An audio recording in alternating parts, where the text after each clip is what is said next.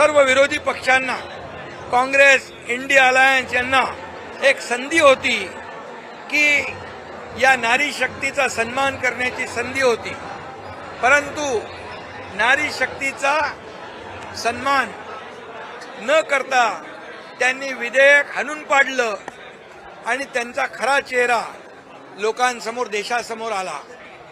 एक महिलांच्या विरोधी चेहरा त्यांचा देशासमोर आला आणि म्हणून मी विरोधी पक्षाचा ज्यांनी या महिला आरक्षण विधेयकाला विरोध केला त्यांचा मी निषेध करतो आणि जाहीर धिक्कार करतो। खरं म्हणजे प्रधानमंत्री मोदीजींनी हे म्हटलं होतं की याचं क्रेडिट तुम्ही घ्या, हे जे महिला विधेयक बिल आहे त्याचं श्रेय तुम्ही घ्या आणि तुम्हाला श्रेय घ्या, परंतु महिलांना या ठिकाणी न्याय देण्याची आवश्यकता आहे।